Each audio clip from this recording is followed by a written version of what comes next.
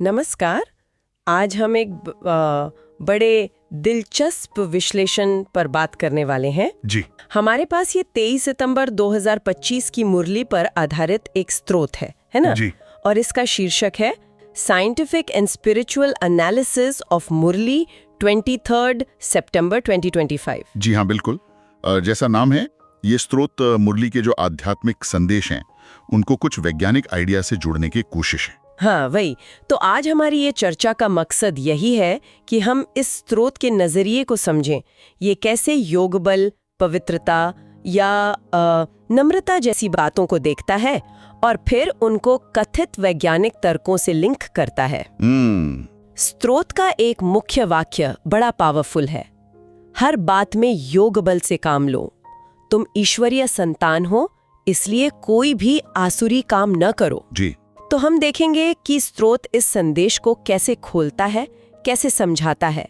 पर इससे पहले कि हम आगे बढ़ें, ये मुरली और संगम युग क्या है जैसा स्रोत में बताया गया है, थोड़ा सा इस पर रोशनी डालेंगे। हाँ, जरूर।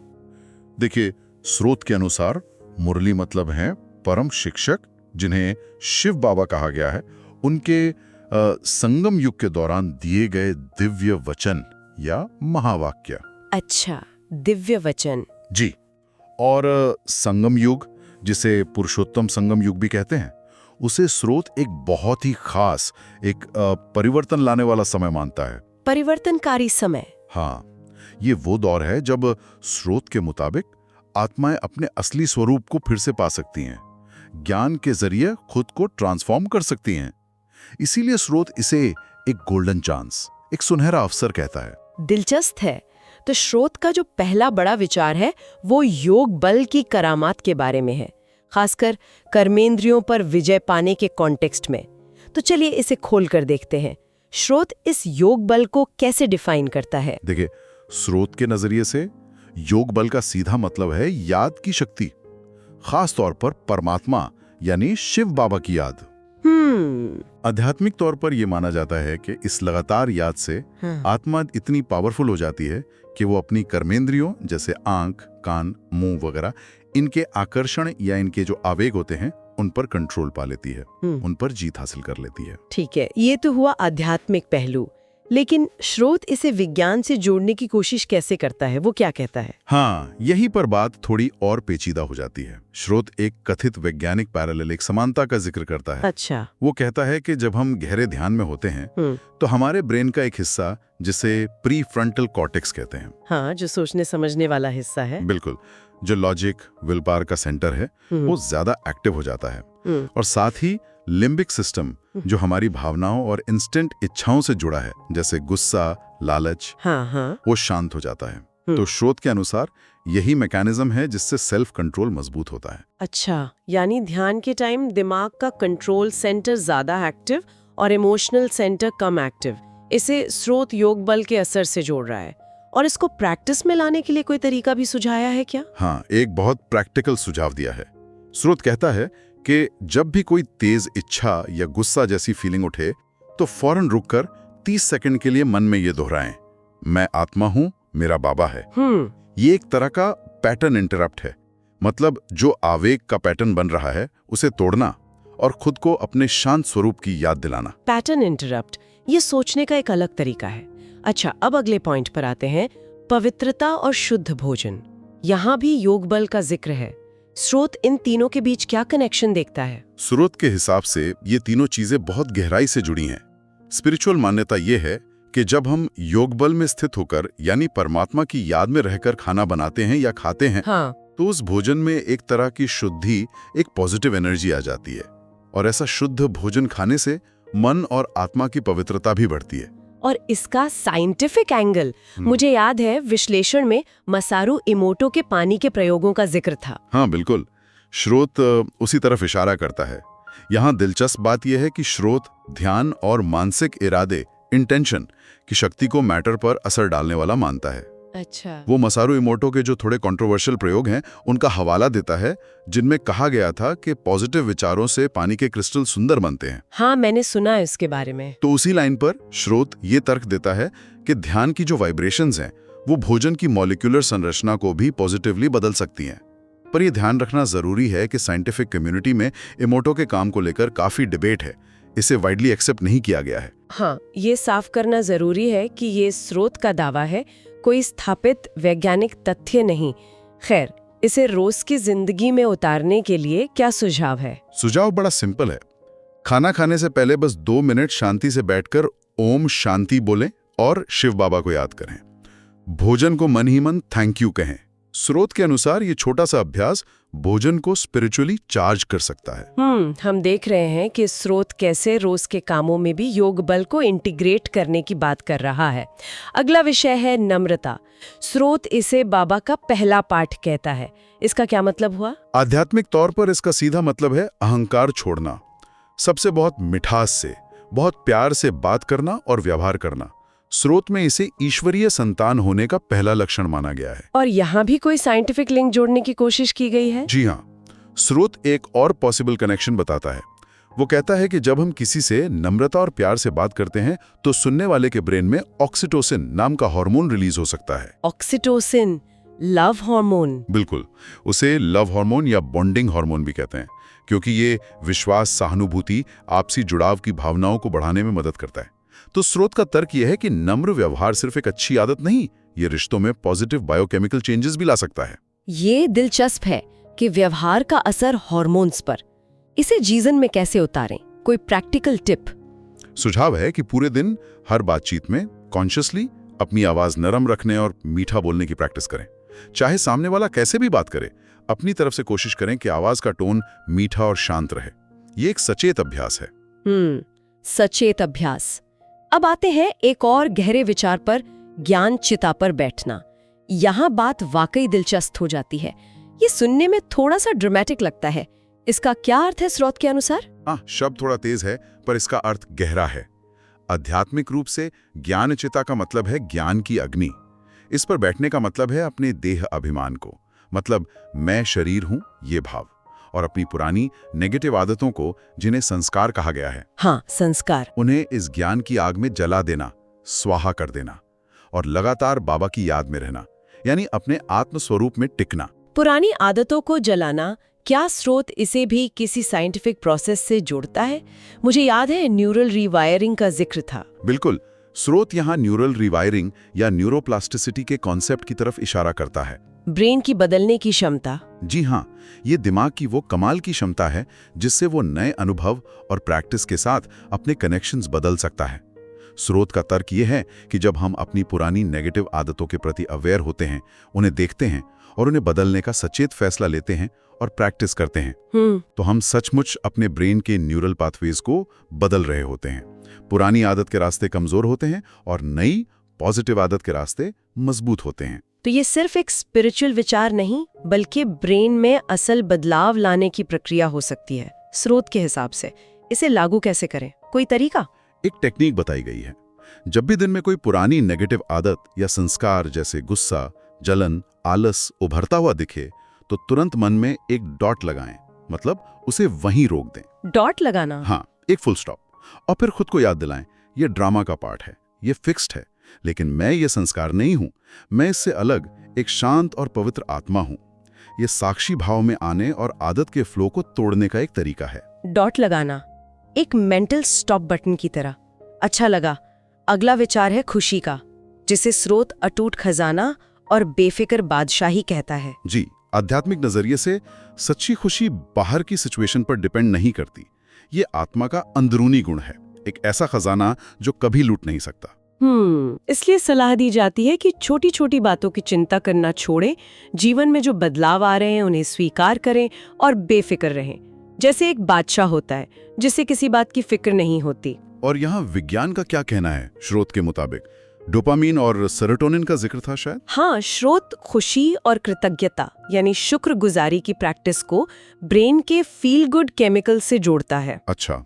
जब हम जानबूझकर खुशी महसूस करने या जिन चीजों के लिए हम आभारी हैं उन पर फोकस करने की प्रैक्टिस करते हैं, तो ब्रेन में डोपामीन और सेरोटोनिन जैसे न्यूरोट्रांसमीटर्स का लेवल बढ़ सकता है। हाँ। ये न सिर्फ हमारे मूड को बेहतर बनाते हैं, बल्कि स्रोत के अनुसार ये हमारी इम्यूनिटी यानी रोग प्रतिरोधक क्षमता और क्रिएटिविटी को भी बूस्ट कर सकते हैं। तो खुश रहने की प्रैक्टिस करना दिमाग के लिए भी अच्छा है। इसे कैसे करें? स्रोत एक सरल अभ्यास सुझाता है। दिन में कम से कम 3 बार कॉन्शियसली रुकें और ये संकल्प दोहराएं, जो होता है अच्छा है, सब कल्याणकारी है, मैं बाबा का बेफिक्र बच्चा हूं। ये एक तरह की पॉजिटिव रीफ्रेमिंग है। रीफ्रेमिंग। एक और नजरिया जो स्रोत देता है वो है परिस्थितियों को खिलौना मानना।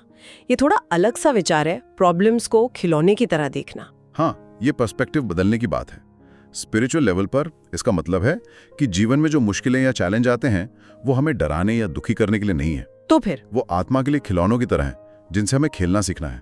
यानी उन्हें हल्केपन से, साक्षी भाव से और स्किलफुली हैंडल करना है, डरने के बजाय उन्हें सीखने और आगे बढ़ने का एक मौका मानना। क्या इसके पीछे भी कोई कथित वैज्ञानिक तर्क दिया गया है, शायद स्ट्रेस हार्मोन से जुड़ा हुआ? जी, स्रोत यहाँ कॉर्टिसोल यानी स्ट्रेस हार्मोन का जिक्र करता है। तर्क यह है कि जब हम किसी सिचुएशन को एक बड़ी प्रॉब्लम या खतरे के तौर पर देखते हैं तो हमारी बॉडी स्ट्रेस मोड में चली जाती है और कॉर्टिसोल रिलीज होता है, जो लंबे समय में नुकसानदेह हो सकता है। सही बात है। लेकिन अगर हम उसी सिचुएशन को एक खेल या चैलेंज के रूप में देखते हैं तो ब्रेन उसे खतरे की तरह नहीं देखता। इससे कॉर्टिसोल का लेवल कम हो सकता है, स्ट्रेस घटता है और हमारी प्रॉब्लम सॉल्विंग यानी समाधान खोजने की क्षमता बेहतर हो सकती है। ये एक अहम सवाल खड़ा करता है ना कि क्या सिर्फ अपना नजरिया बदलकर हम मुश्किलों का सामना बेहतर ढंग से कर सकते हैं? ये वाकई सोचने वाली बात है। इसे आजमाने के लिए क्या करना होगा? सुझाव यह है कि आज अपनी किसी एक मौजूदा चुनौती को चुनें, चाहे वो छोटी हो या बड़ी, और उसे एक खेल की तरह देखने और संभालने की कोशिश करें। सोचें कि इसमें जीतने के लिए क्या स्ट्रैटेजी अपनाई जा सकती है, इसे हल्केपन से कैसे लिया जा सकता है। अरे का भी जिक्र है साधारण योग से ज्वाला स्वरूप योग की ओर बढ़ने का, लाइट हाउस और माइट हाउस बनने की बात। इसका क्या मतलब है? ये योग यानी याद की जो अवस्था है उसे और ज्यादा इंटेंस और पावरफुल बनाने का कॉल है। साधारण याद से आगे बढ़कर ज्वाला स्वरूप बनना मतलब आत्मा इतनी शक्तिशाली और प्रकाश से भरपूर हो जाए कि वो दूसरों के लिए एक लाइट हाउस बन सके, ज्ञान का प्रकाश देने वाली, और माइट हाउस शक्ति देने वाली। अच्छा, लाइट हाउस और माइट हाउस। जी, ये सेवा का एक ऊंचा लेवल है। और यहाँ गामा फ्रीक्वेंसी का जिक्र है, ये क्या चीज है? स्रोत यहाँ गहरे ध्यान की अवस्थाओं से जुड़ी ब्रेन वेव्स का उल्लेख करता है। कहा गया है कि बहुत गहरे ध्यान में जब चेतना बहुत हाई लेवल पर होती है तो ब्रेन गामा फ्रीक्वेंसी लगभग 40 हर्ट्ज या उससे ज्यादा पर वाइब्रेट कर सकता है। 40 हर्ट्ज?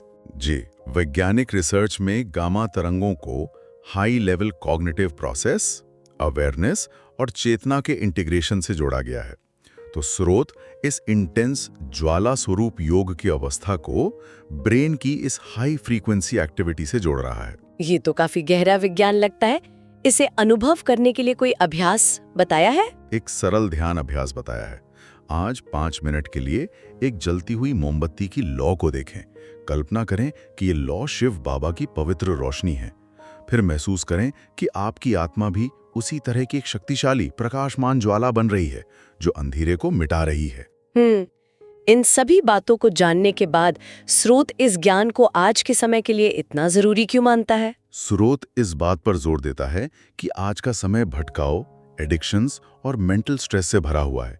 लोग शांति और दिशा ढूंढ रहे हैं। हाँ, ये तो है। ऐसे में ये संगम योग, जब स्रोत के अनुसार स्वयं परम शिक्षक पढ़ा रहे हैं, आत्मा के परिवर्तन और सच्ची खुशी पाने का एक बहुत कीमती और शायद आखिरी मौका है। और यहीं पर वो न्यूरल प्लास्टिसिटी और एपिजेनेटिक्स वाली बात फिर से आती है। सही कहा ना? बिल्कुल। स्रोत का इशारा है कि इस संगम युग में इन शिक्षाओं की सचेत प्रैक्टिस से हमारी न्यूरल प्लास्टिसिटी यानी ब्रेन के नए कनेक्शन बनाने और बदलने की क्षमता, और एपिजेनेटिक्स यानी कैसे हमारी लाइफस्टाइल, विचार, भावनाएं हमारे जीन्स के एक्सप्रेशन को प्रभावित कर सकती हैं, हाँ। वो मैक्सिमम रूप से एक्टिव हो सकती हैं। मतलब इस ज्ञान को अमल में लाकर तेजी से पॉजिटिव बदलाव मुमकिन है। स्रोत बार बार कहता है कि ये सिर्फ शब्द नहीं बल्कि महावाक्य हैं जिनका एप्लीकेशन जरूरी है। ज्ञान plus application is equal to transformation. ज्ञान plus application is equal to transformation. जी, एक खास बदलाव का सुझाव है। परिस्थितियों पर रिएक्ट करना बंद करो, योग शक्ति से रिस्पॉन्ड करना शुरू करो। रिएक्ट नहीं, रिस्पॉन्ड करो। हाँ, और एक चेतावनी भी, भूले चूके भी बाप को ना भूलो। यानी हर काम करते हुए याद बनी रहे। स्रोत में एक पूरे दिन के प्रयोग की रूपरेखा भी दी गई है। 1 दिवसीय प्रयोग, योग संचालित व्यवहार। क्या आप संक्षेप में बता सकते हैं वो क्या है? हाँ, ये एक तरह का सेल्फ चैलेंज है। सुबह उठकर 5 मिनट आत्मस्वरूप का अभ्यास। हर बार खाना खाने से पहले बाबा को याद कर भोजन को चार्ज करना। पूरे दिन चाहे कुछ भी हो, नरम आवाज और चेहरे पर हल्की मुस्कान बनाए रखने की कोशिश। और रात को सोने से पहले ईमानदारी से चेकिंग। आज मैंने कितनी बातें योग बल से, शांति से की और कितनी बार पुरानी आदतों या गुस्से के वश हो गया। 1 दिन का चैलेंज। तो इस सब का क्या मतलब निकलता है? हमने देखा कि ये स्रोत रोजमर्रा की जिंदगी के लगभग हर पहलू में हमारे विचारों, भावनाओं, आदतों, यहाँ तक कि भोजन में भी योग बल यानी याद की शक्ति को शामिल करने पर बहुत जोर देता है। जी हाँ। और ये लगातार आध्यात्मिक कॉन्सेप्ट्स और कुछ चुनिंदा वैज्ञानिक विचारों जैसे ब्रेन फंक्शनिंग, हॉर्मोन्स, न्यूरोप्लास्टिसिटी, इनके बीच एक पुल बनाने की कोशिश करता है। बिल्कुल।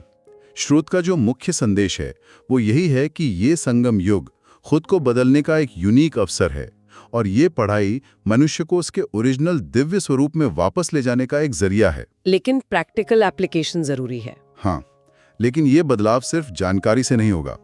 इन शिक्षाओं को रोज की जिंदगी में उतारने से, ज्ञान को एक्शन में बदलने से ही संभव होगा। इसी से व्यक्ति बदलेगा और व्यक्तियों के बदलने से ही स्रोत के अनुसार एक नई बेहतर दुनिया यानी सतयुग की स्थापना होगी। स्रोत दुनिया को नाटक और परिस्थितियों को खिलौने कहता है। ये एक बहुत पावरफुल नजरिया है। इसी से जुड़ा एक विचार श्रोताओं के लिए छोड़ जाते हैं। जी जरा सोचिए, आपकी जिंदगी में इस समय ऐसी कौन सी खिलौना जैसी परिस्थिति या चुनौती है जिसे आप शायद थोड़ी खेल की भावना से, थोड़े डिटैचमेंट से और स्रोत में बताए गए योग शक्ति के आइडियाज का इस्तेमाल करके एक अलग, ज्यादा क्रिएटिव ढंग से हैंडल कर सकते हैं। इसी विचार के साथ आज की ये गहन चर्चा यहीं समाप्त करते हैं।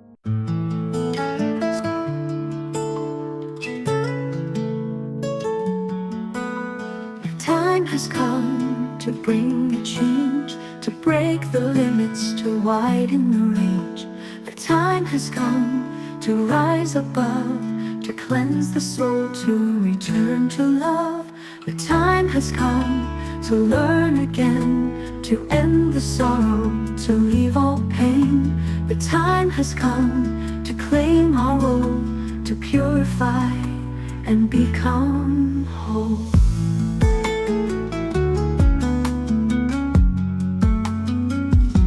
Through silence deep, a whisper calls across the stars, through heaven's halls. A voice so pure beyond the sound, where truth and peace alone are found. In the school of light, so divine and true, I found myself, I found you. The secrets lost are now made known. The soul returns back to its throne. Through silence deep, a whisper calls across the stars, through heaven's halls. A voice so pure beyond the sound, where truth and peace alone are found. In the school of light, so divine and true, I found myself, I found you. The secrets lost are now made known. The soul returns back to its throne. This is the university set up by God, named as Brahma Kumars. With truth we nod, where souls awaken and light unfolds, where the future golden age is foretold. I am a divine soul, I've come to learn, to purify the self and power return. This is not just a place, it's a sacred call, a classroom of God, open for all.